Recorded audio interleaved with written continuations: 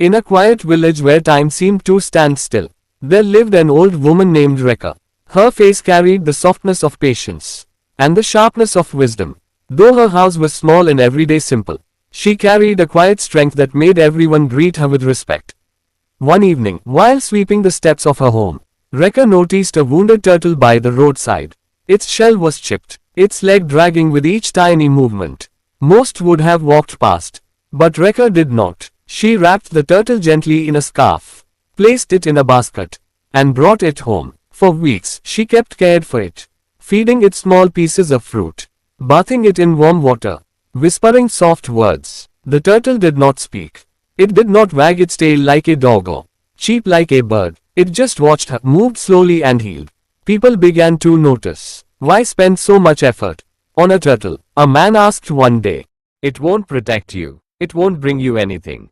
Rekha smiled and said, Not everything that gives does so loudly. Months passed. The turtle began to walk better.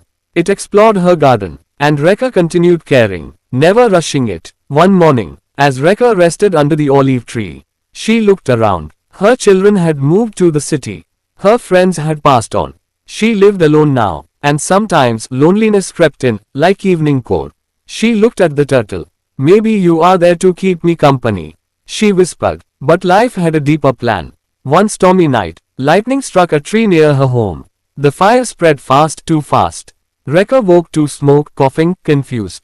She tried to find the door, but the smoke was thick, and her legs weak. A tug at her blanket. The turtle, it walked slowly, but deliberately. It stopped, looked back. Rekha understood, crawling low, following the turtle's path through the smoke. She reached the back door, one she rarely used, and escaped just before the flames consumed the roof. The next day, her house was gone, but she was alive. She was saved by a turtle. And Rekha said only one thing.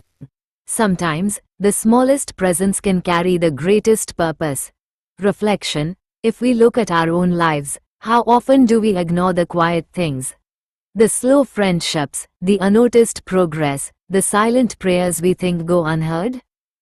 Rekha's turtle reminds us, just because something is slow, just because something does not shout its purpose, that quiet habit you've been nurturing, that slow journey you are walking, or even that person in your life who seems to do so little, they might be preparing to save you in a way you cannot imagine yet.